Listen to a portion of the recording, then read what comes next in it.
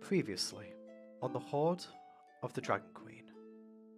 The north of Faerun finds itself embroiled in chaos, as the long benign cult of the dragon has recently made a resurgence, and is actively pillaging nearby lands at the behest of 7 Sajarin, who is attempting to gather 5 dragon masks to release Tiamat from her prison in the Nine Hells. Meanwhile, 4 novice adventurers journey to the town of Greenest as caravan guards for the belligerent Nub McGrub. During said journey, they came to know Nub's bodyguard, Sebastian Crenshaw, and the reserved Marlowe Duskwood, who did their best to make the group feel welcome, despite Nub's foul temperament and overt self-interest. When the party reached their destination, they were greeted by the sight of a blue dragon that circled ominously over the town. Sensing the plight below, the party ventured further in, and soon arrived at Greenest Keep, where they became acquainted with Governor Naito and Castilian. From here, the party proceeded to work through the night, and saved many townspeople, whilst also driving back the nefarious raiders, which eventually culminated in a stand at the keep, and an ultimatum posed by the battle-hungry Langdrosa Cyanrath. Zark answered the Draconid's challenge for single combat, and fought a pitched battle, with the former eventually prevailing, thanks to the awakening of a mysterious new power. The raiders retreated after the battle, and the party were rewarded for their efforts. After spending a few days of rest, the party were besieged by Nessun Wildra to find his friend Leosin Elenfar, who was captured by the raiders during the attack on Greenest.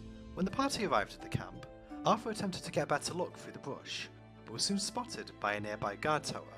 After initially trying to pass themselves off as cultists, the party's ruse fell apart upon Zarg being recognised as the one who defeated Langdrosa. A huge conflict ensued, and the heroes fought bravely, but were eventually captured with the exception of Gwen, who managed to slip away, but now has the fate of her comrades resting on her shoulders. And now we return as the Tyranny of Dragons continues.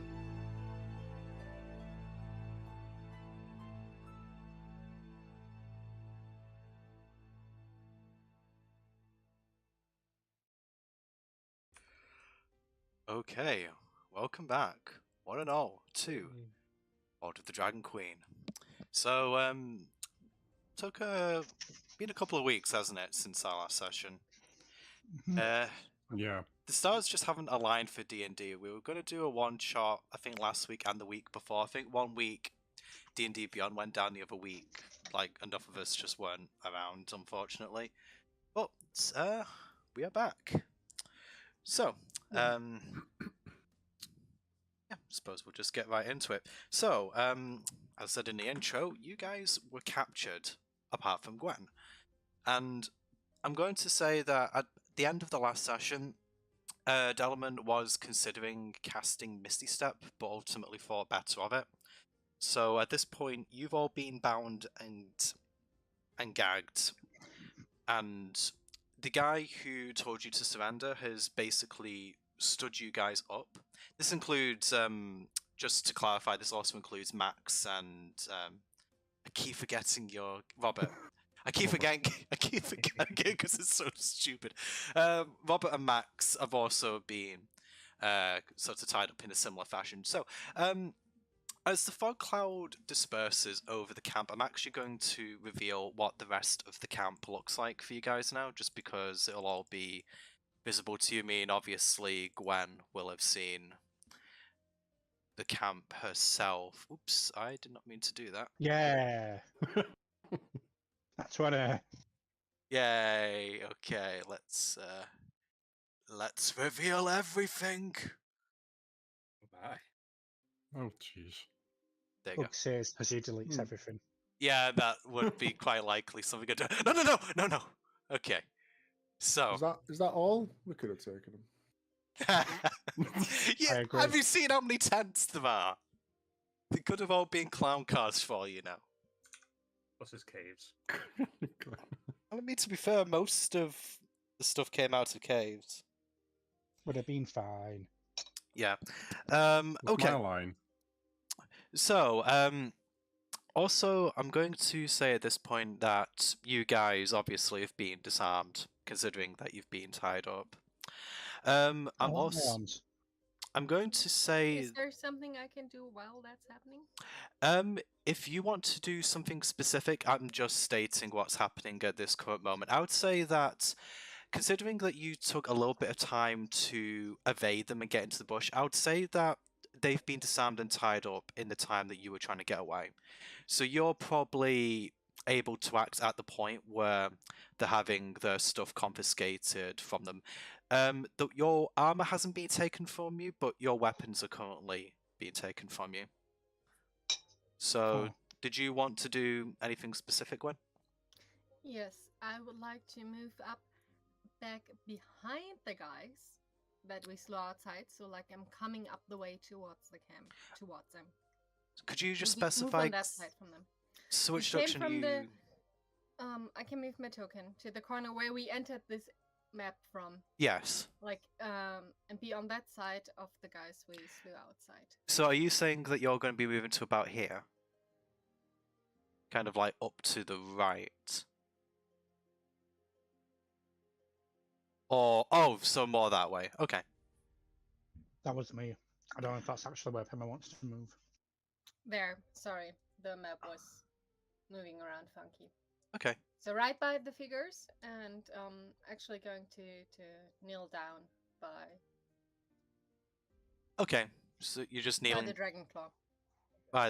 Okay. Are you and looking at him? okay? Are you trying to discern anything specific? No, I'm going to pretend being very upset about him being there. Okay. So are you trying to I'm starting to set up a ruse, basically. Are you trying to draw attention towards you then? No, more like quiet crying. Quiet crying. Okay. Just go, if someone sees me, I see. Okay. So if they were to they kind don't of go, take me as an attacker. I see. Okay. More like someone who came up onto. Yeah, you're let kind me of like shuffle my hair a little. you're kind of like a Like I civilian, came or behind. No, I'm still wearing the robe. okay. Not So completely oh yeah, civilian. because you only took the headdress off, didn't you? Exactly. I'm Yeah, still that's wearing right. the robe, but like I came behind and I see a fellow cult member on the ground and I'm sitting there crying. Okay. I would say that for the moment, no one is moving towards you. I think the spectacle of what was going on in the camp has everyone's attention quite firmly fixed on these guys. I would say from where you're standing, you can quite clearly hear a mixture of jeering and cheering as the party in the camp are being captured and detained. Did you want to do anything else, Gwen, or are you just kind of putting yourself in that position in case someone does come that way? Putting myself in that position. Okay, I see. Sitting up. Right, okay. So, you guys continue to be, well, detained. I'm going to say, do you guys have, like, because your equipment, I assume, is going to be in your backpacks, aren't they? If a guy tries to put a muzzle around, or well, if something to tag me, He I want is to try and trying. bite his hand. Yeah, I'm I going to did. bite his hand. Okay, roll to hit. Just a regular D20 or unarmed strike. Whatever. I'm going to say unarmed strike, actually.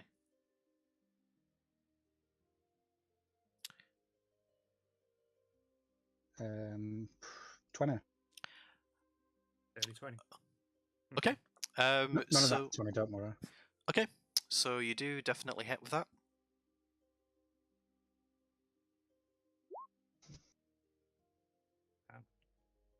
Okay, a 6. Okay, so I'm going to take that as like slashing damage. Oh, sorry, no, piercing damage actually for Yeah. the. I don't know why I thought slashing could be because teeth, I can follow the train of thought. and then I corrected myself. Fortunately, okay. So I want to specify that you just attacked this veteran dude who told you to stand down, and you bit him. So in response, he goes to gag you. You bring your hand down on his mouth. You kind of like catch his pinky. So, not a nice thing to do. Mm. So, for that, he is going to retaliate by. I'm just trying to. I think this would probably be bludgeoning. Yeah, okay. Yeah, He's so I couldn't take being gagged lightly. Yeah, he's going to He's going to attack you with the longsword for that. Okay. Yeah, that does help. 17 hit. Okay, so I'm going to specify that he isn't slashing, he's going to do bludgeoning, so I'm going to probably say that he's only trying to deter you, so I would say that I'm just basically not going to have the +3, so he'll just do 2 damage to you, which coincidentally is actually the last of your temporary hit points. Oh. So, Pistol whipped. yeah, with a sword. yeah, essentially that's what just happened. Okay, so this guy will recoil in pain, and he'll just, like, after sword, he'll then put the longsword to your throat, Zach, and he just goes, "Try that again, and I will cut your fucking throat." Doc. Stop playing it. Just take the gag. This guy will hold eye contact with you, holding the sword to your throat, and he'll actually motion one of the other cultists to put the gag around you, Zach. I'll just glare menacingly at him. Okay, so yeah, I'd say that you're all gagged now. I'm also going to say at this point that other cultists come to take your backpacks, and they kind of like hoist them over their shoulders, and they kind of walk. You start getting marched through the camp, like in a sort of procession. The guys carrying your stuff are kind of like stood, like I'm going to say like 2 abreast on each side, and they're just keeping a wide berth from you just in case you try to either tackle them or do anything else. So I'm actually going to take this up as an opportunity just to describe their camp a little bit better, even though you can obviously see it on the map, but just to specify a couple of things that might not be immediately apparent. So obviously you can see the guard tower that's at the side of you here, and there's a second guard tower. I would say, can't remember exactly how far away this is. It's like the guard tower just over on, yeah, about 160 feet away, thank you for that, from your current position, which kind of like looks over that part of the camp. These tents towards this side of the camp are quite poorly maintained. Like, you can probably tell just because of the kobolds here that this is their accommodations, and they're kind of like decorated with animal skulls, like with stag, bear, and boars. You can kind of see that the tents vary inside. These up here are of better quality. You can obviously also see that there are various like patches of this thicket surrounding the camp. Also, I'd say that you spot all of the caves that you can see here. Some of them are blocked up by boulders. Others are open. You don't really know where they lead or if they connect to one another. You also notice that on the sides here, like on this basin, that you can kind of see like foot and handholds on the wall as you walk. They're quite conspicuous. You don't know whether the cult may have put these in to get to high ground, or whether they are just here naturally. Do you guys have any other questions about the space, or want to observe anything while you're being marched through it? The humans that are around. Actually, no. Does it seem like basically there's anyone that's there against their will? Not specifically the humans, just anyone in general. I would probably say roll insight for that. Okey-dokey.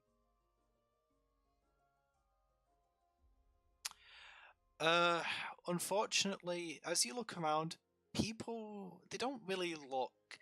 The problem you've got at the moment is because you just caused such a big scene, everyone's giving you a stink eye. So because kind of from their perspective, if they were prisoners, you've just made life potentially a lot harder for them because you put their captors in a bad mood. Or conversely, these are all cultists, and they don't really know what you've done yet, but obviously it may or may come to light later, but for now you're just intruders. You can't really tell the difference at this point.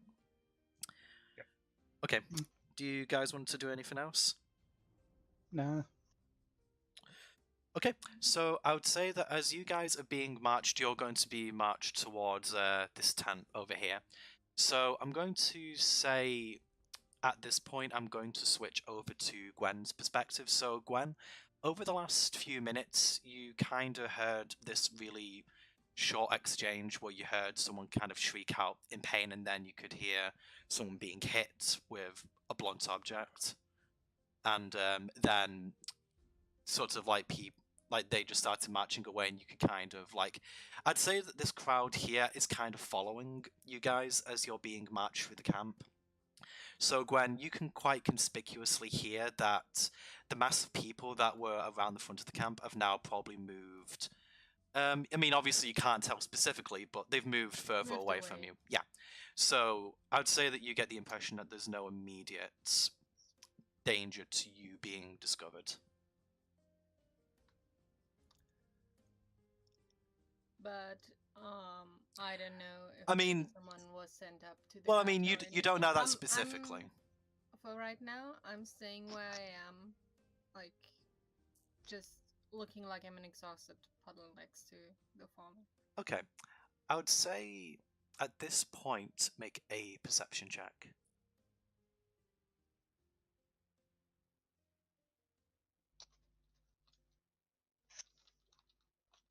Okay. On a 14, you're kind of going through this whole malark of, sort of sitting, well, crouching over this cultist and crying. As you do so, you kind of just get the impression that something's watching you, but not from the camp. It feels like for the last few minutes, every so often, you kind of just get this impression that you're being watched, but it feels like it's kind of like they're kind of like skulking on your peripheral vision. So I'd say that you turn your head to the left, and more or less back from where you came from, you see another orc. But this one doesn't appear to be. He isn't kind of holding himself aggressively. He looks to be a teenager, or what you would roughly consider to be a teenager, Mongonork. And as you make eye contact with him, he instinctively looks away, and he kind of steps back a little bit. Do you react For anyway? reference, Orc's only just not a teenager. Yeah, I do consider that, but you're a half orc though, aren't you? Yeah. Yeah. Please, don't hurt me, please, please. Okay. I'm just cowering. He approaches you slowly, and he kind of like reaches out. Cowering even more into myself, like slightly moving back, but mostly making myself like really small, tiny ball. Yeah, so you kind of like projecting vulnerability. So he just comes up to you and says, you see Liar and Grumph. Come now, please.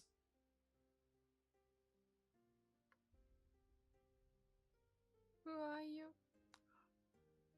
Oh, me, he seems to be very unsure. This might be the first time he's ever had contact with a human before. He kind of just, he actually thinks for a moment for some reason. He just is really unsure what to say to you, but yeah. You get the joke that I'm going for here. But no, after a few moments, he just goes, I be, Roslek. And he just kind of stands there looking down at you, not really seeming overly concerned about the cultist. He just kind of like looks at you awkwardly, not really knowing how to react or doing this. You get the impression very much that he isn't comfortable in the situation or really knows what to do. So he's very much in a stance that he's trying not to be No, intimidating, right? I mean, if you want to roll insight to kind of get a little bit more. No, just the impression I would get, like, Yeah, I mean, he's not menacing right now. No. He's trying to get me to follow him, but not in a menacing way. That's No. the way I understood you saying. yes, yeah, basically. I can roll insight later, but yes, I would like to roll insight. I would like to see how much Yeah, I yeah. think he is trying to lure me away. But Yeah. the first, I wanted just the first impression you were trying to give me. Yeah, the first impression is that he appears awkward but otherwise harmless. Okay, and I would like to Yeah, go ahead. decide that.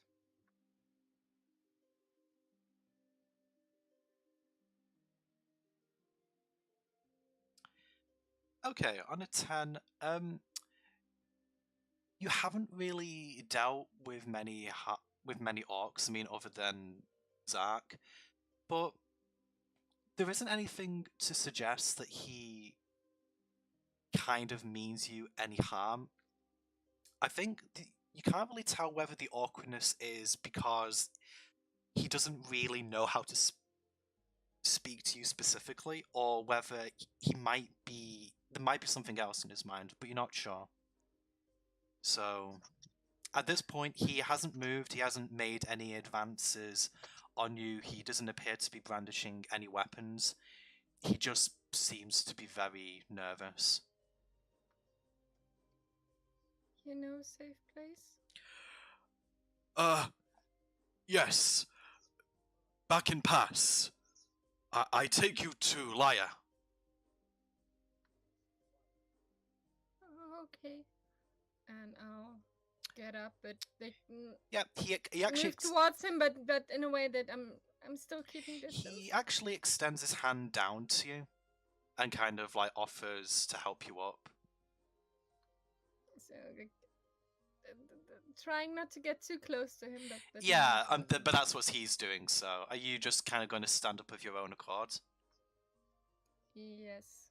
Okay. I'm still a little scuttled away, getting up. Yeah, so he extends his hand out to you. He sees you stand up. He kind of recoils his arm back slowly, as if what should I have not have done, and then he kind of just starts. He just kind of like motions his arm back towards the pass and just goes, "Please, quickly, this way." Okay. And with that, I'm following him. Okay, so you follow him. So we're going to cut back to the others now for a couple of minutes. So, as you guys go through the camp, as I mentioned, like obviously you saw all this stuff before, people, as you've been going through, have just generally been cheering the efforts of like the honor guard, and a couple of people are throwing food at you. And I would say when you guys get to about here, a couple of the cultists drag Max and Robert away from you guys, and they start heading down. I'd say, yeah, they're going to head up towards this cave here, and they're going to go in there. Which cave was that? Sorry, top right. East one. Yeah, Okay. that one. Okay. Okay. So they've been led away, and you guys are brought inside of this tent here. So, as you guys get into the tent, you're presented before a woman that you've actually seen before. You saw her back at Greenest. She's a woman I'd probably say about 5 foot. Yeah, I'd say about 5'4". She has cropped black hair, and she's wearing a purple robe. And she appears to be talking to a couple of other cultists. She's kind of like keeping her voice down a little bit, as if not to want to draw much attention to it. And they bow and leave as you guys enter. And Aside, is it Lady Resmia? this lady that you're seeing here, Yes. this is Mondath, Notes. which she is actually going to tell you in just a moment. Okay. So, you guys are brought down. The guy who was escorting you kind of just pushes you to the ground, so you guys are on your knees. I The bet I'm guy. still taller than her. What? Sorry. I bet I'm still taller than her. She's like 5 foot. Yeah. Yeah. Like 6'10". So- So your equipment hasn't been brought in with you. The guys who had your stuff, they broke away roughly at the same time as the guys took Max and Robert away. So you're still wearing your armor for the time being, just to specify that, but your other equipment, for all intents and purposes, is unavailable to you at present. Joke's on you, I don't have any armor. Haha. You also don't have your axe. True. Anyway, so you guys are brought to before this lady, and she just puts her arms behind her back. She faces you and kind of looks down her nose at you and just goes, "Well, well, well. It seems that we have some interlopers. You caused a lot of trouble out at the front, and I'd like you now to tell me why. You, take this one's gag off," motioning to Arthur. And one of the cultists pulls Arthur's gag off, and she just goes, "You seem to be the most reasonable one here. I'd like you to tell me what's going on." We came in through the pass, following the instructions we were given. Oh, We had this one, a gesture towards Zark, as a prisoner. We paid the toll when we came through, but we got accosted by a group as we were coming in. okay. Oh, deception for me. Come on, come on, come on. It's great bad, isn't it? Okay, on a 12, she's going to look to you. She's going to look towards Zark, and she's just going to give him a look up and down, and she, quite like the Dragon Claw before you, she goes, he seems like a rather impressive specimen. Tell me, how did you take him down exactly? We were hiding in the mines during the raid. We got trapped in there. Afterwards, during the celebrations, we saw him drinking by himself by a tree. He passed out drunk, so we tied him up.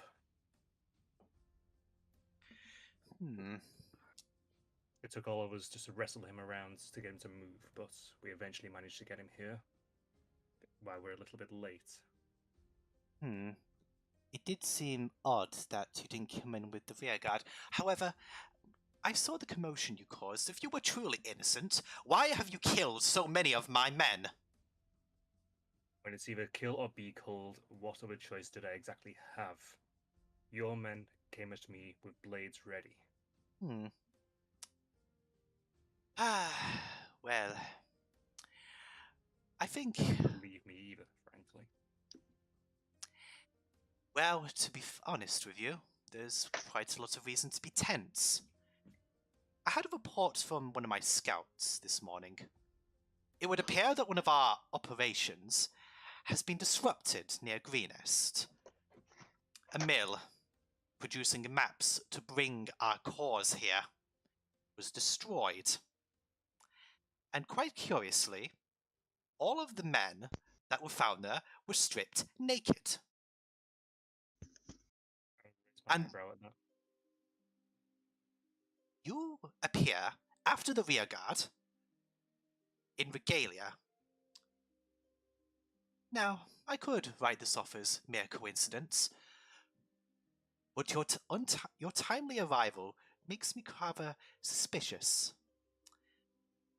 I hope you won't be offended if I get a second opinion. With that, she turns towards the back of the tent, and she just goes, "You, come in here. Show me that you've earned that promotion."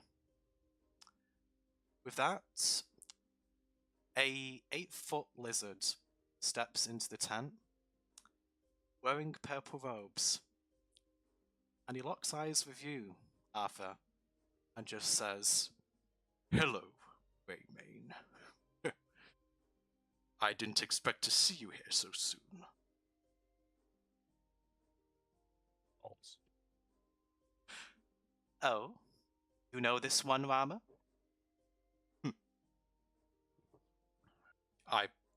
Quite impressive bunch, these. They were the ones who disrupted the convoy back at Greenest, Lady Mondath. As well as this, he, pointing to Zack, is the one who defeated Rama. Oh, sorry. I meant Langdrosa. Oh, great. Didn't you do that before as well? Yeah, I did. Yeah. Maybe that could be his. It's Maybe a that could be his character quirk. quirk now. Yeah, it's a character quirk. He just forgets his own name. It's great. So, with that, Mondath looks towards Zack, and she before was quite. She was getting agitated, but she goes from being rather stoic to her face going blood red, and she just goes up to you and just says, "Do you have any idea what you cost us at Greenest? That fool, Langdrosa, got into a deathmatch with you and called our retreat early. Do you I'm have... like smiling under my gag. I was to join Lady Resmere and the Red Wizard on their journey up north, but your little show just expedited their departure, and now I'm stuck here in this mud heap with all of you. Not Just unflinching, still smiling under my gag. that it would have made a difference with the disappearances recently. The botch retreat, and... How did you... Actually, now it makes all sense. If you were in Greenest, and you truly were the ones who defeated Rama... Sorry, I mean Langdrosa. I keep doing it. Sorry. Maybe that's something. Maybe just no one. They just get mixed up because they're so similar. So, yeah. Sorry. So she just goes. Well, it would stand to reason that you have a grudge against us, and you were in the perfect place at the right time in order to disrupt our operations. You know, your arrival here has come at a rather opportune moment. Morale in the camp is low, and dispatching you, along with the other one, who you still have yet to get answers out of, Rama, may lift their spirits a bit. Take them to the South Cave for now. I want them to stew in their failure. And Rama, I need you in the hatchery. Why, my lady? I was making such good progress with our guest. Well, your methods, though crude, have they've gained some traction with the interrogation, but I feel that he just needs a little bit of time to soften up a bit, and then I'll try my womanly wiles, see if that kind of leverages a response out of him. I'm tired of seeing these. Well, I suppose we're to move on in a couple of days anyway. If you had actually not come here rather than disrupting the mill, you might have had a chance to reclaim some of the riches that were lost. But unfortunately for you, Lady Resmere and the Red Wizard are long gone. So now all that's left is to tie up loose ends here. My lady, if I might make an observation. Yes, Lizard, what is it? As I recall, there was another one, a woman. Oh? And where might your friend be? Did you have a falling out? Once again, talking to Arthur.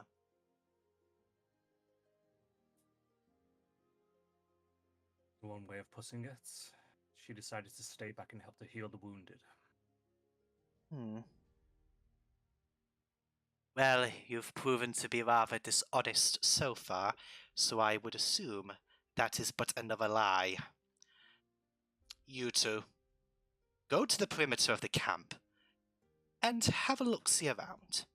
See if she is healing the wounded, as this one suggests, or whether she is just hanging on the fringes, waiting to strike once more. Two cultists bow, and they leave the tent, presumably to go look for Gwen, but obviously you have no notion of where they went out after they leave your view, so... Yep, so at this point, Mondath is just going to have a couple of guys have you stood up, and you're going to be marched away to the southern cave. As you leave, Arthur, Rama kind of just says something briefly to you. Kind of almost whispers it, as if he doesn't really want Mondath to hear this, but he wants to let you know something. And just says, "Done a great service for the Queen, Arthur Greenmane. I'll be seeing you soon." And with that, he leaves. Okay. So you guys are being marched out. So we're going to go back to Gwen's perspective now for a little bit. So Gwen, over the past, I'm going to say maybe probably about 10-20 minutes, you were led back into the pass and back to the area where you guys were sort of like stopped for the toll. And like the ridges that those kobolds were standing up on, there were kind of steps at the end of them, and you go up those and you go into a cave on the left. So unless you do otherwise, this orc is just going to lead you through a series of winding tunnels until eventually you come to a rather spacious cavern. I'd say that it smells very musty in here, rather dimly lit, but not so much that you can't see, but you're kind of straining your eyes a little bit to kind of like focus on objects in the space. And after, I'd probably say, another 2 minutes of walking, you're brought before a rather large collection of orcs, with two sat in the centre of the room, one of which you actually recognise as the Grey Orc that you met a little bit earlier on, and another orc sat at their side. So, as you enter the room, the orc who escorted you just simply says, "Liar, Grumsh, I brought you this one. You want to speak, yes?" With that, the Grey Orc raises their hand and just goes, "You've done a great service, young one. Now leave us." And with that, the young orc walks away. And the Grey Orc now turns to you, Gwen, and they say, "I feel we got off on the wrong foot earlier. My name is Liar. Clan Chiefess, Liar." And then she motions to her right and just says, "And this is my husband, Clan Chief Grumsh." Quite a show you put on outside of the Dragon Court's camp. You saw that. We've seen everything since we left you. You coloured me surprised when you didn't immediately try to attack us. None but the cult have passed through this pass for the last couple of weeks, and I thought at first you might be latecomers, wanted to try our luck and reclaim something that they took from us over these past 2 weeks.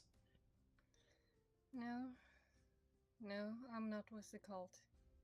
I know I'm wearing the dress now, but Judging by the screams and I earned it with blood. Yes, Yes, you can Yes. say that again. I'm- As I'm not proud to wear it. as she says that, the guy on the right just goes, "Yeah, you showed them what for. Those puny dragon cultists finally got what was coming to them." Yes, Grumsh, darling. Ah, please, sometimes you do need to use your inside voice around guests. But I didn't bring you here merely to congratulate you. I brought you here because I see an opportunity. And considering how the young one found you, I would say that it would be in both of our best interests for you to listen. I'm willing to listen. What you saw out at the camp was the good part. Inside, it was not so pretty. I fear my friends are in danger inside. I know what it's like inside. A few of ours are in there. Perhaps an explanation is in order. This is our land, and has been our land for the last few centuries. But a couple of weeks ago, the cult of the dragon descended upon our pass. Didn't really give us much choice in the matter. Though we are mighty, they are numerous. They stormed in here and they have protection of, well, shall we say, a higher authority than we would rather get into a conflict with right now. As she says this, you actually turn your head and you see the two kobolds from earlier. Although these kobolds look a little bit different from the ones that you encountered in Greenest. Although physically they appear to be the same, they seem to be wearing red war paint. And they seem to just kind of snarl at the mention of a higher power as if it's something that personally offends them. She kind of just Lyra looks towards them and just kind of gives a glance as to say you're being discourteous, and they quiet down. So she continues. Sorry, go on. Did they bring the dragon here too? No. What dragon are you speaking of? A blue dragon. When my friends and I, we were with a caravan, and we were just guarding it to Greenest. You know, just on the road, nothing special. But then when we came to Greenest, there was a blue dragon circling the town. The town was being attacked by the cult. We did what we could to help, and well, that's how we aren't these close. And I'm like making a disgusted face and moving. Her face doesn't really Pulling seem on the to rope. have changed. Like when these emotive gestures, you can tell that she's to a degree sympathetic, but her face is kind of fixed that she's very business, but she's listening to what you're saying intently. Do you have anything else to say to her before she continues? That dragon. I'm not sure what it did, but the town's guard, they were like frozen. They couldn't act. That is rather was common wondering, amongst their kind, but Did no, something like that? Oh, no. I'm glad at least that didn't happen to you. We are not dealing with a blue dragon here. Did you not see their kobolds? I have to admit, I'm sorry, I have to admit they were so like mice running around and running all over each other. You don't. It was hard to see anything specific, and I have to say it was hard to see them act as ones. As they were all as one, no individual. Understandable considering your circumstances, but no. The higher power to which I am referring to is that of a black dragon. I do not know his name, but our patron, Bath Morden, is not happy. And she kind of looks towards the two kobolds wearing red war paint as she says this. These two are his representative. This is his land, as much as it is ours. As she says the representative part, I'll give a half bow towards them. The kobolds kind of like look towards Like a head you. nod. Yeah. Just showing respect. Yeah. I mean, they're not really taking you on, but I think Lyra kind of like looks towards you as you do that and just goes, please, no need to be so formal. They haven't shown us any kind of respect, but we worked together, but when the code came in, we had no other choice but to send some of our numbers into the camp. We know the caves, and so they needed our help to set up shop here. And we were hoping that they would move on soon. But then, some of our own started disappearing. They just didn't come back one day. And that's when we decided we'd had enough. That is why we attacked you. We wanted something back. This partnership, if it can even be called that, is little more than a knock. She's struggling to get her words out, and her husband just goes, "They're on our land, and they need to be cleared out as soon as possible. I wanted to go and hit them with a big stick, but Lyra disapproved." Yes, as much as you mean well, darling, I don't really think that the full frontal option is viable, but we have a common enemy. It does sound like a tempting option. I turn to Grooch to say this. It sounds tempting, but We have... your lady wife has maybe another plan. Rove just wants to hit people with stick. Lyra's the thinky one. I'll give Lyra a smell of commiseration. Yeah. I mouse the word. Yes, my darling is rather forthright, but on the battlefield there is no one I would rather have at my side, but it's why we rule this... We rule this clan as a pair. He is the brawn and, well, in some cases, the brain, but I am more the diplomat. I want us to have our land, and I want us to be dominant here, but I also don't want to die. I'm sure that if you've spent any length of time in any community, you understand this delicate balance that we have to strike. I do. Though most of my time has been in the wild, I have been around people. But anyway, balance. I've wasted enough of your time with this preamble. She motions to one of the orcs as she says this, and they throw a bag on the ground in front of you. And as the bag hits the floor, coins spill out. And she says, "That's what we took from you earlier. I can only offer you my apologies for the misunderstanding, but I hope that you'll take this as a gesture of goodwill and hear what I have to say next." If you have any plan to go against the cult, you have my attention. Not picking up the gold, leaving it on the ground for now. Okay, so she just continues. The cult acquired a rather interesting prisoner a few weeks ago, around the time they set up here. Quite a Scholar? Catch on quickly, but how could you know that? We had a man who was traveling with a scholar. He was found near Greenest. They had visited Greenest, and then he was traveling on.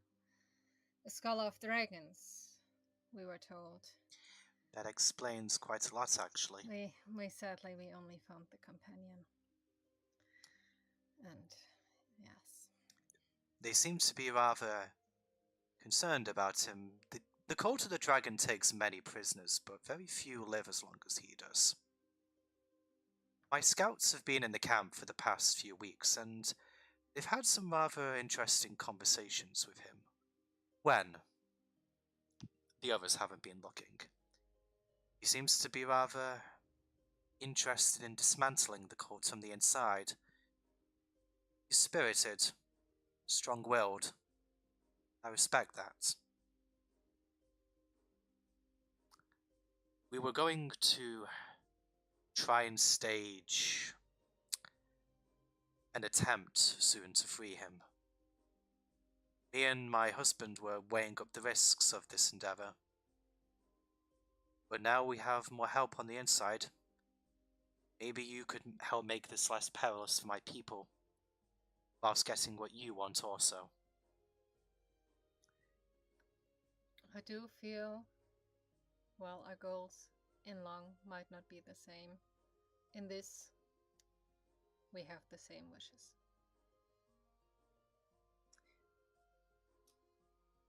Rumsh, do you have the...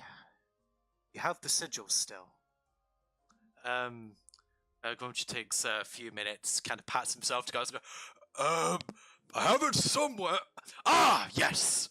He kind of pulls it out of a side pocket, and he proudly holds it towards Lyra, who just gingerly takes it out of his hands and just goes, thank you, darling. Take this. She offers you a small metallic object, Gwen. Do you take it from her? I hold my hand so she can drop it in my hand. Or my hands. Okay, holding towards it, but seeing if she drops it towards me or... Like, yeah, holding my hand underneath it. Yeah, she motions you to approach her and she drops it into your hands. I'd say. Alright, Okay. I'm looking at it. Okay, so she explains to you, this is a sigil of our clan. Present that to the orc guards inside. They were guarding the scholar last that I knew of. It would stand to reason that they are still there. You present that, they'll trust you. And they'll hopefully be able to get you back out safely.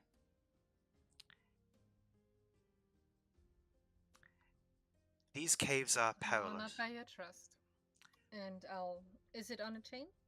Yeah, it is, so you can put it around your neck In if that you case, wish. yes, I'm putting it around my neck. Okay. I'm honored by your trust, and I'm putting it around my neck. Okay. So, Lai continues to say, I wouldn't... This path to the side of me leads back into the camp. We'd be able to get by the defences and hopefully be able to save your friends.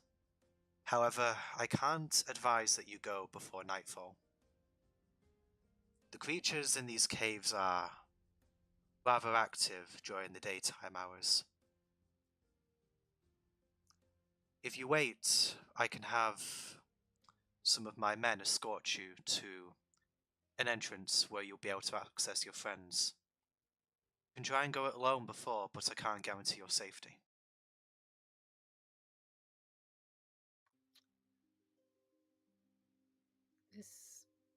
This will be a strange question.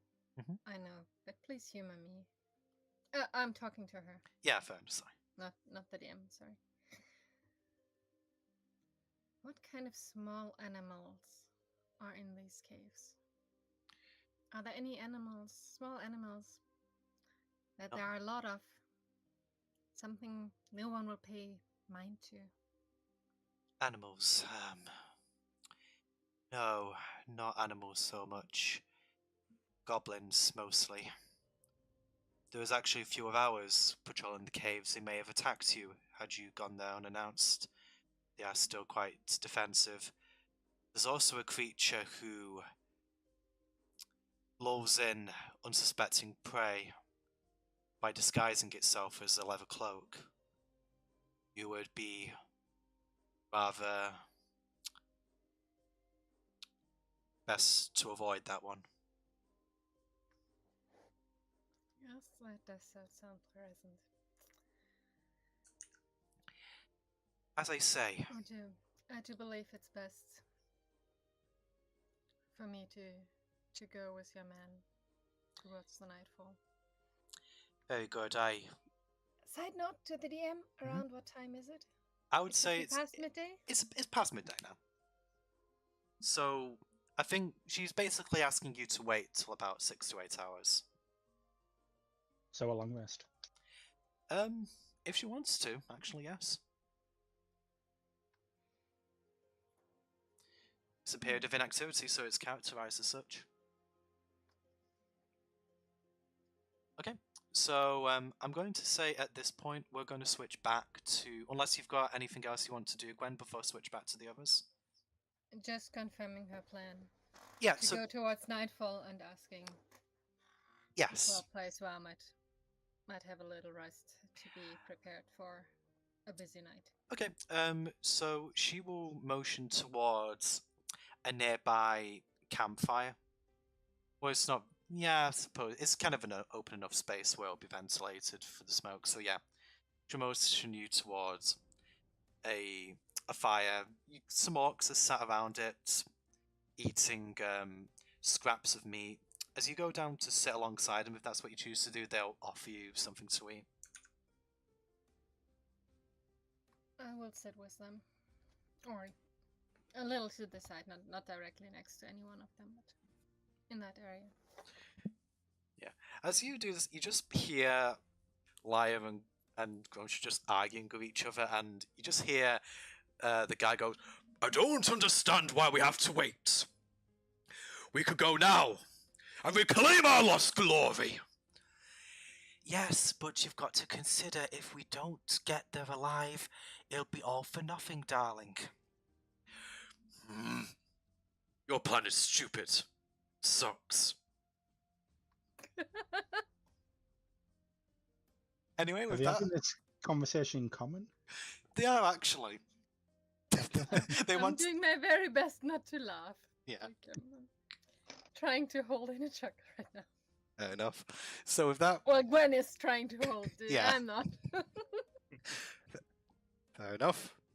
So in that case, we switch back to the others. So, unfortunately, I don't have that command, Zach. Sorry.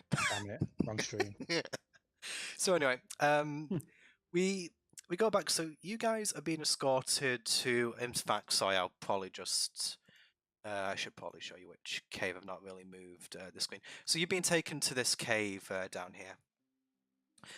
So you see another one of these veterans or one of these armored guard drakes kind of snarl at you as you come past, and you're taken into the cave. And upon going in there, you see what appears to be a half-elf.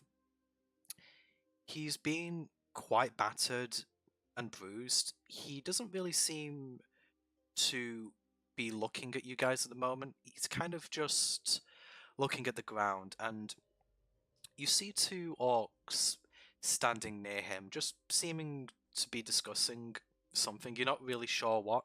They're actually talking in Orcish, strangely, all three of them. I will be able to understand it then. Okay. So- I'll talk then. Okay, in that case, Zark, you actually hear the orcs saying to this guy, "You need to start talking soon. They keep hurting you." The half-elf just simply says, "It's not time yet. We need to be sure that everything is going to go as planned. Can't really risk talking. We don't know who may be listening to us. And, well, I don't suppose there's been many so far who can understand us. But you never know. His ears might perk up." And with that, he kind of looks towards you guys being brought in. And he's kind of like tied to a post. You guys are brought in. And the cultists who have been escorting you tie you up in similar fashion. So you're kind of at this guy's side. As you finish being tied up in this position, the two orcs kind of, they don't leave, they kind of go to stand outside, and they just say to the two guys out here in common, they say, "It's our shift now. You go rest." And with that, this seems to be normal routine. There's no protest, so these two guys move away, and the orcs take station outside. About half hour away from us, are they? I'd say that this guy goes to the tent here. This guy's probably with him, so I'd say this map's to scale, so about 30 feet away. Alright, then once I'm tied up, I'd like to given they moved away, I'd like to immediately test my bonds. See how tightly they are. Tell you what, roll strength.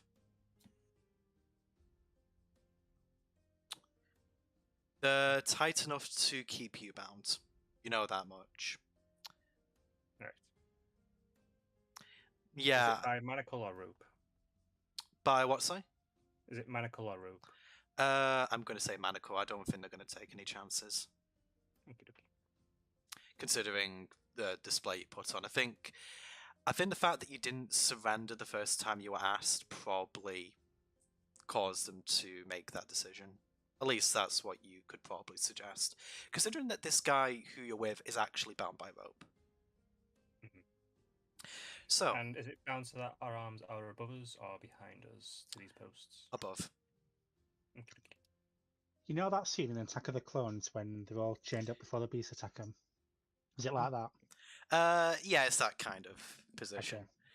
Okay. Your feet are bound and your hands are bound, so you kind of stood on the ground, but you can't really move your feet at all, nor can you really move your hands.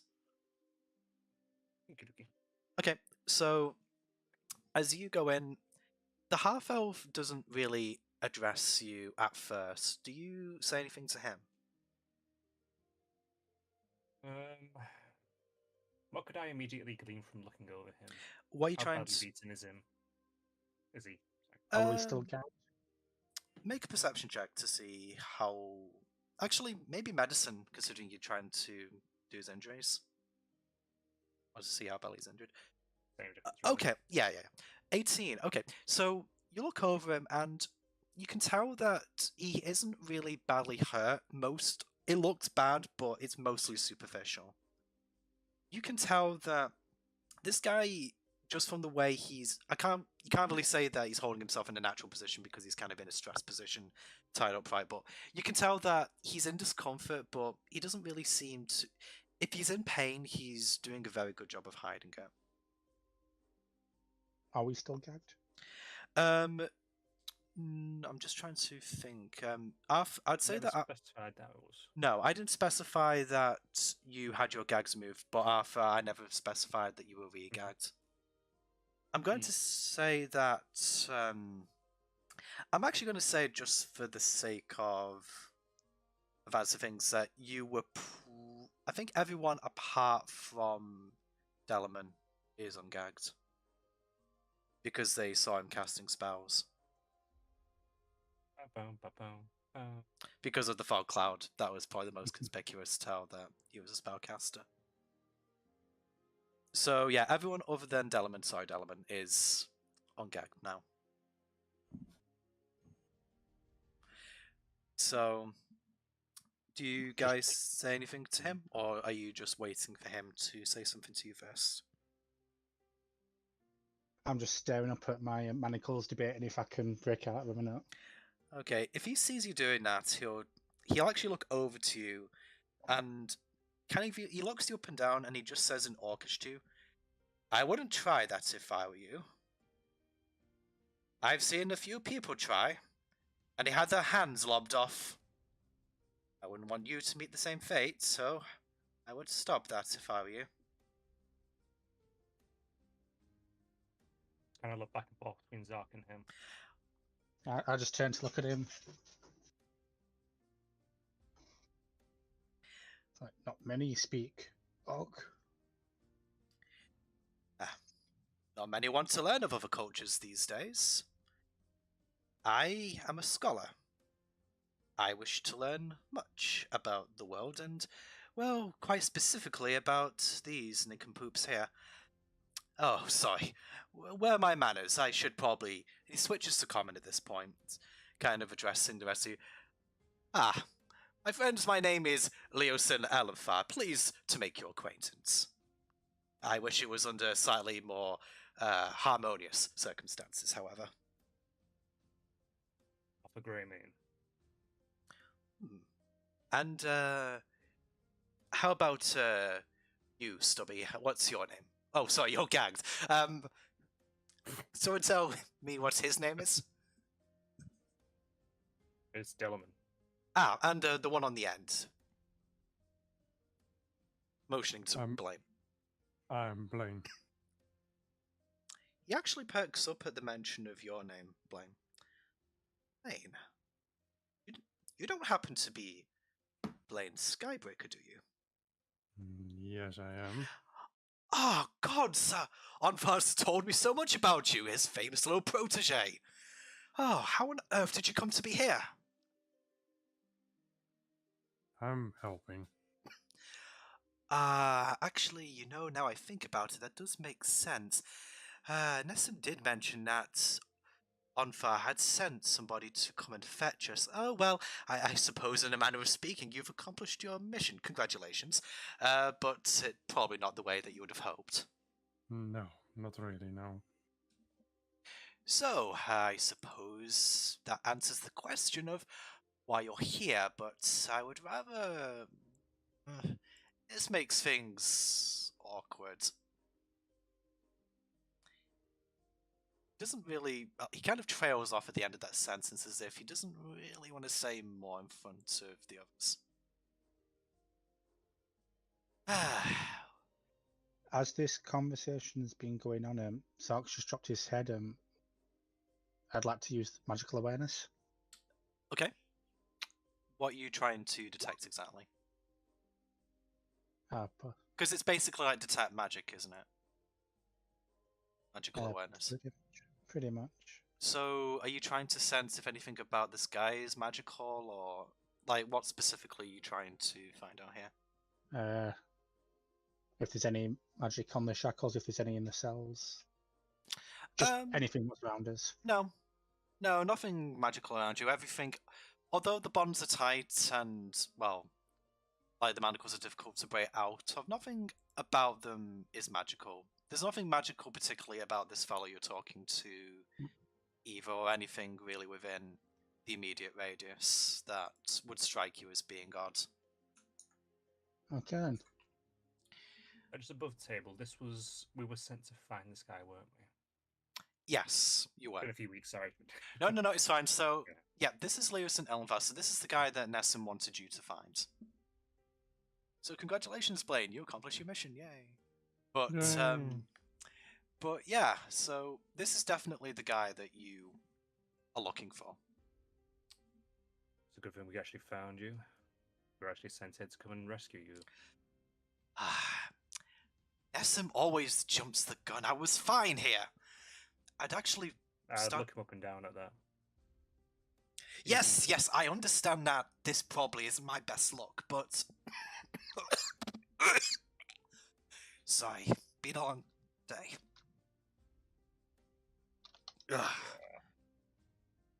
Sorry, that was me actually coughing. Sorry. So, yeah, he's just going to say, I was on the verge of actually finding out what they're doing here. Does Nessun not remember the fact that we've been investigating these guys for months? We can't. Was my best opportunity to actually learn something of value. I've already learned so much already. In fact, what do you actually know about the Court of the Dragon? Just intellectual curiosity at this point. Very little, frankly. They barred. We raided a town called Greenhurst, and... Yes, I know, I was there. I got knocked bloody unconscious. I'm aware that they were at Greenhurst. Frankly, they were most likely after me. Not all the riches they carted off. Or the other people they tried to cart off? They wanted to get Greenest Shore for its undefended affluence, but they most definitely wanted me off the table also. Quite a Any few. reason? I've been investigating them along with Nessim. It's why Blaine was sent to fetch us. Anfar hadn't heard from us in a while. He deliberately wanted to stay quiet because, well, we had a few run-ins with some of the robed ones out there. We thought it better to not really send too many communications. Things were getting intercepted and, well, it didn't really do us much good in the end. I can share what I know of the cult. I suppose there's a little more to do at the moment than to just simply pass the time and wait for Bolcut's judgment out there. Every little helps. Knowledge is never a bad thing in the right hands. Well, she may have already told you, the one who is in the tent, Bolcut, the one who likes to hear the sound of her own voice, may have already have told you that they're moving up north soon. This camp isn't a permanent fixture, but they're staying a lot longer than I personally thought they would do. They moved their wealth a few days ago. Or rather, they started moving it in the last 2 days. Something spooked them a couple of days back. I couldn't really hear exactly as to what, but they seemed to believe that their position had become compromised and were quite eager to move away from here. That may have been us. Raises an eyebrow. Oh, do explain. He raided a mill they were using to distribute some pamphlets, basically. Oh, could they have been any more conspicuous, setting up a mill in the town that they just attacked? Oh, you know, if I just didn't happen to be in the wrong place at the wrong time, I don't think these people could find their own shoelaces, much less anyone that they're actually looking for. But, unfortunately, it seems that they've outwitted us both. For now. They also seem to be rather upset about something. Someone important was injured. A half-dragon, I Is that- think. Dog do that. I say, like, attempting to wave them, realizing my hands are bound. Something. Yes, once again, I require further context. What happened exactly? Dog hit Dragon Man good. You hit They him. had a one-on-one duel, Greenhurst, and I have he did hit. a rather good job. You might have hit him harder than you thought. Last I heard, he was dying. We all dying. No, specifically from his injuries. Oh. He also was stripped of his rank. Bolcott wasn't too happy with how things turned out, losing some muscle and, from what I understand, quite a few of the riches. Apparently they were supposed to retreat about 2 hours after they actually did. A lot of the goods that they secured were lost, or at least a big enough portion for the mission to only be considered a partial success. I take it all of that was you then. Job.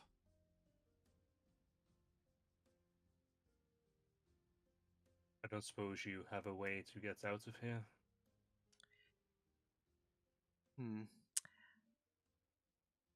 Can I trust you to keep this close to your chest? King Arthur? Naturally. I want you to roll persuasion on that, Arthur. Just to see how much this guy trusts you with this information. Bearing in mind he doesn't know that Zach can understand. Well, they heard that conversation earlier. That's what you Fuck needed. yeah. That's exactly what you needed. Just goes, Alright, I don't suppose there's any harm in sharing this with you. I mean, I suppose we're all brothers in chains, or, whatever old adage you want to apply to the situation. I've been talking with the orcs. They're about as happy with the cult's presence here as we are. And, well, they're going to stage a rescue attempt in the rather near future. They've been interrogating me for the past few days and, well, they haven't liked what I've had to say, or very little. Hint of advice: if you're interrogated, just stay quiet. Make them believe that they're breaking you. They like to lord their power over the weak. If we get out of this jam alive, I would like you to meet me. Meet me back in Greenest. I might have a job for you. I represent an order known as the Harpers. I think people like you would fit in very well. Well compensated, and you would be doing the world a great favour in eliminating pests like these. Say So, you. no good with music.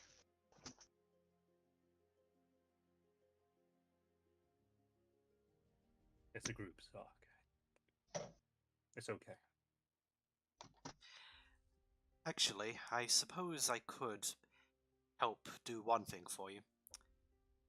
Leosin at this point speaks up and he says something in Orcish and tells the guard, like, basically, Zach, you understand him to say, "Come in here, I have a favour to ask of you." Okay.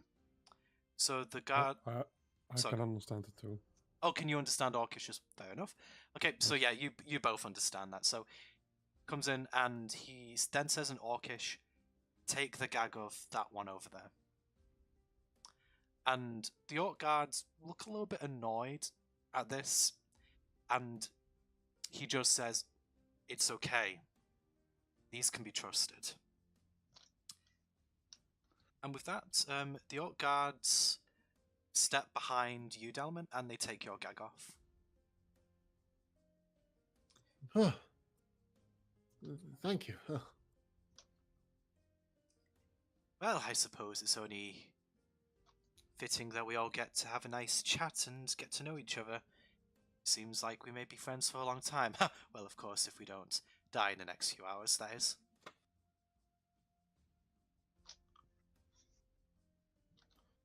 I just sort of smile at that, and I sort of fiddle with the chain, or the manacles a little bit. Okay. Just moving them around, just seeing if I can get a hand out at all. I know I probably can't, but I'm just kind of doing it subconsciously. Yeah, you're kind of doing it subconsciously, but yeah, considering the strength check earlier, I don't think you're going to be able to really do anything to jostle yourself free or weaken them, but yeah, I understand that's probably what you do subconsciously. Okay, so at this point, I'm going to say that time moves on for a few hours. Incidentally, I will be ending the session quite soon if you guys need to get going. Happy for another 2 hours. Fuck sleep. Yeah, am I okay to go for about another 10 minutes, quarter of an hour? Do you guys need to head off? Sorry. No, go ahead. Okay with me.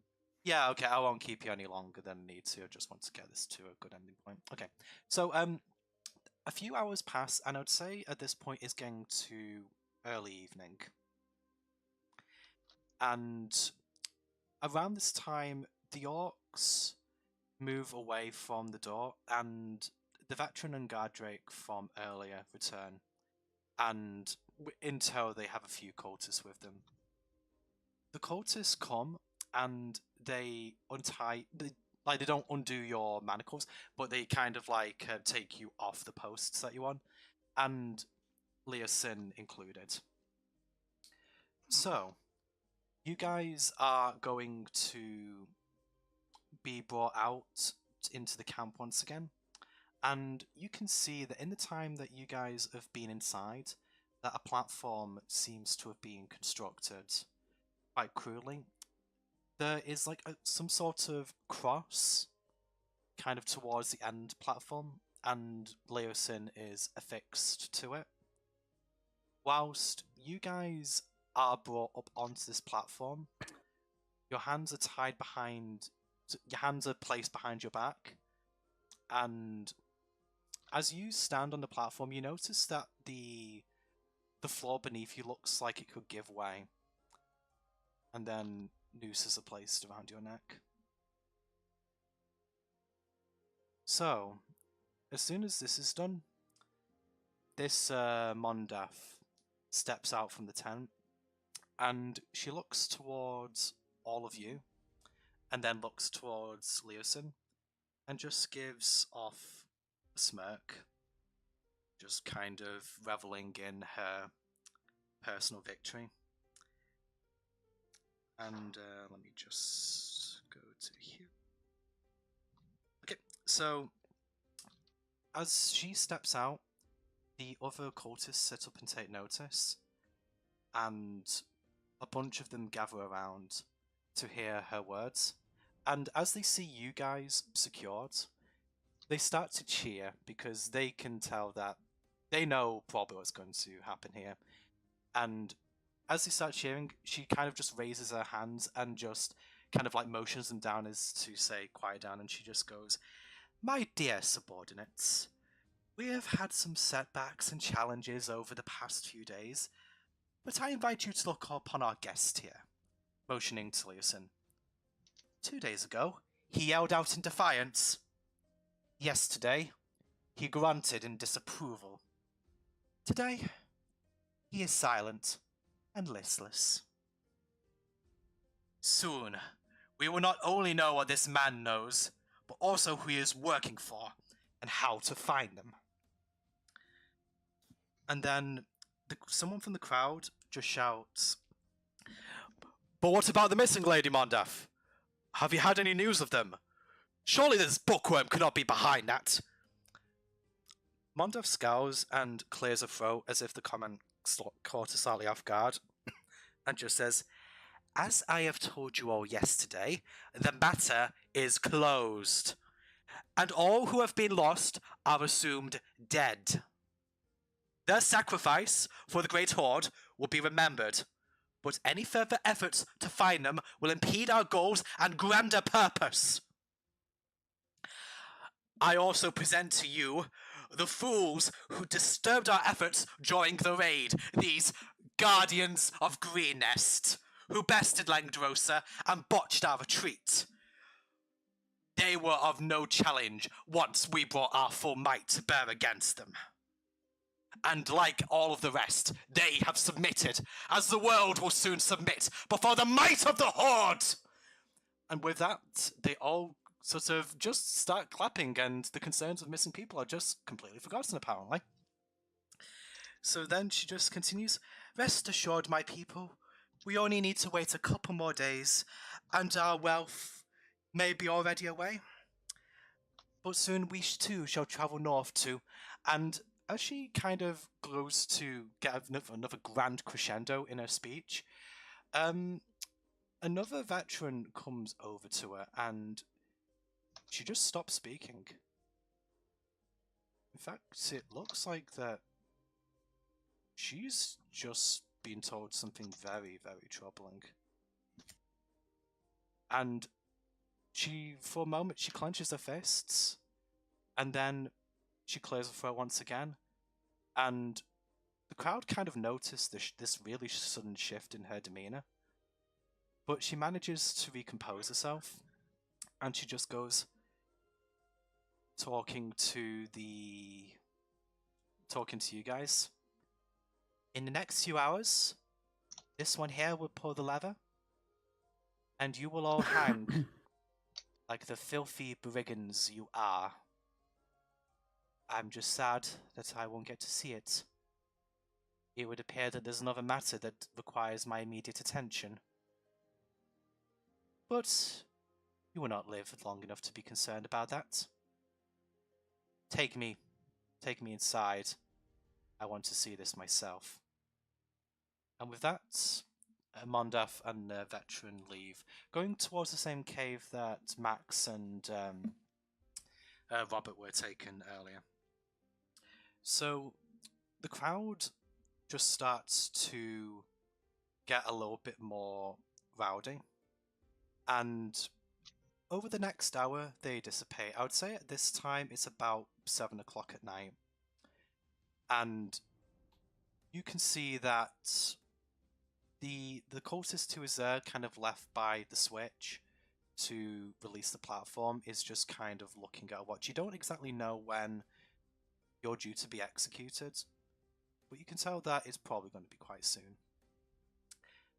And Leosin at this point just says to you all, "Oh, I wouldn't worry too much. I wasn't really expecting her to make a show like that. You must have really have left an impression upon her. I'm sure that our friends will get the message and they'll send help soon." Okay. What do you guys do? Are you just going to say anything to him? Are you going to try anything, understanding the severity of your situation now? I think Zoc would have fallen asleep during that speech. That's fair enough. Yeah. Yeah. So, okay. So, I would say that at this point, we're going to switch back to Gwen's perspective for just a minute. I do have one question. So, go on. Delamain's noose. Is it all the way down to the ground, or is he on top of a stool?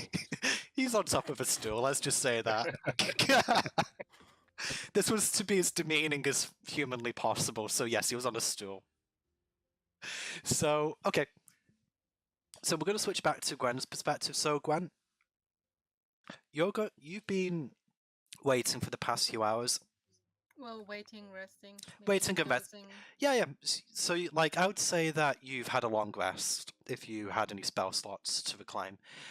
Just to clarify, you guys, considering your situation, being in captivity and being held in stress positions, I would say that you haven't had a long rest. Just to Say we've had a short rest. I'm going to give you short rest. I'll give you short rest, but I'm not going to give you. I'm basically saying that you haven't regained spell slots. That does require I get specific. anything from that. Yeah. You guys didn't really take any damage from the fight, so I'm not even sure how much a short rest would benefit you. But so I just need to. For me, it's wild shape, but Yeah, so you would gain something from it if you used no, Rush. I hadn't used it. Okay, so But You- I'm rested now anyway. So you're preparing to get up and leave, but as you stand up to be escorted, you start to see two orcs bounding towards you, or bounding more towards the others, and I would say that, like, just in terms of the timeline, this is occurring probably maybe about half an hour before Mondath gave that speech. So they're kind of getting there at this time, and they're going to say to Language, kind of being quite visibly out of breath, and just goes, Liar, they're making a move. They're going to execute Smart Guy. We need to do something.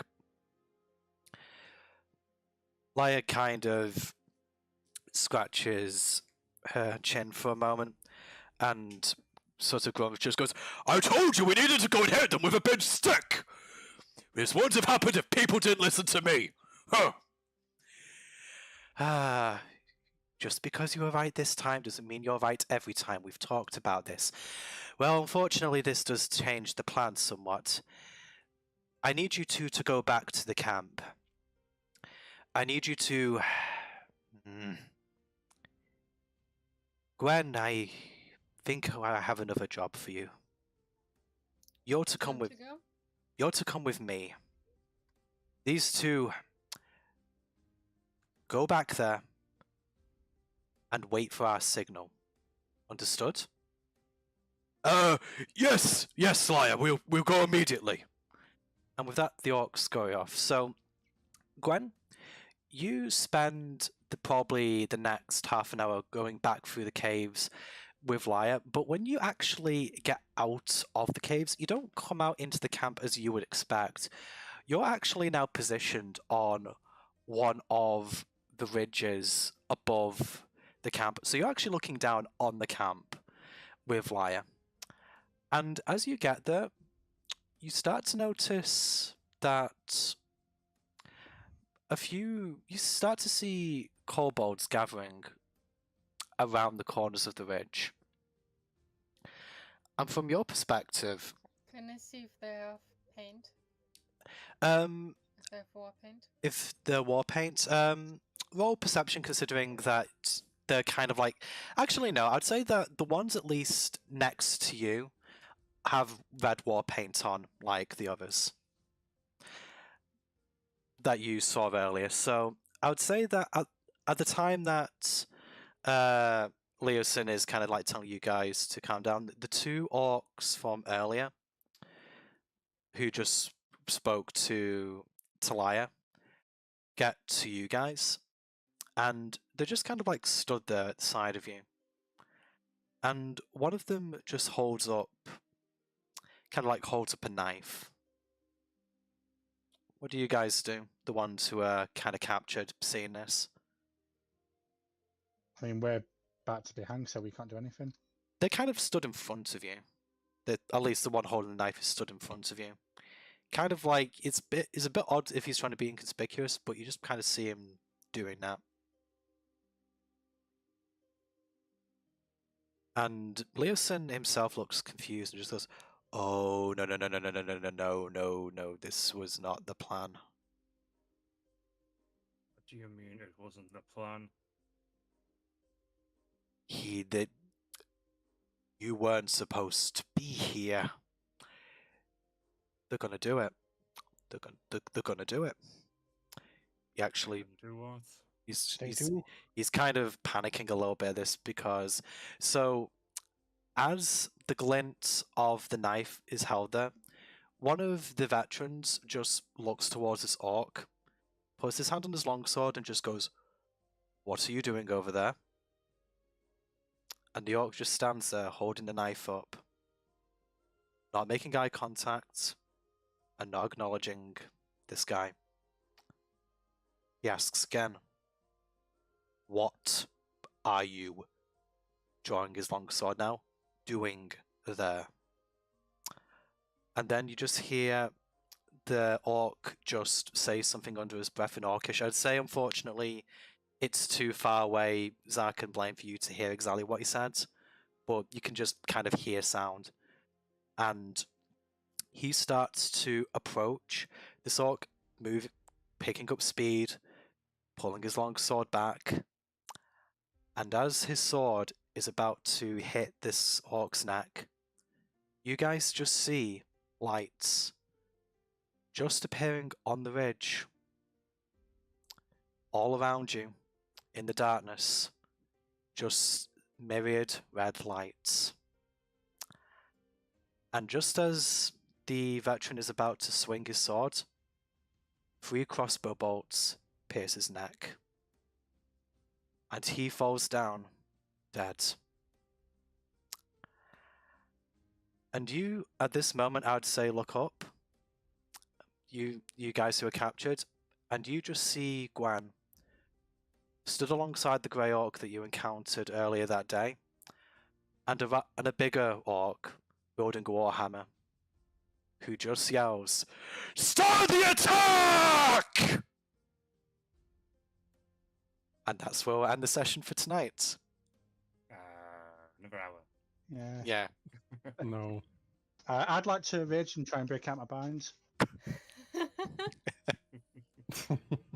Also, I'm disappointed it wasn't just a big stick. Yeah. I mean, it kind of is. Well, I'm carrying the big stick, so Yeah. don't get ideas. Lag. So we get to wiggle. Yes. So hopefully that was worth the 2-week wait. Yeah. Was it only 2 weeks? It was So 2 weeks, it's 14 in days game exactly since the last stream. I thought it was 3 weeks or so. It might be. I don't know. I'm just going off. It said 14 days ago for the last stream, so. Oh yeah, but that was the one shot. Oh, actually, no. Yeah. Actually, did we have a one shot after the last session? I thought they were all. I thought they were No, called didn't. off. We didn't.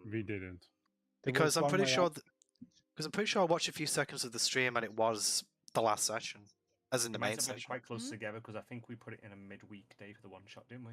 Yeah. Yeah, we- that might right, be it. the one shot was midweek. But anyway, this is probably talk for off stream. So, okay, I'm going to end it there. So, guys, for anyone watching, I hope you all enjoyed, and we shall speak to you next time.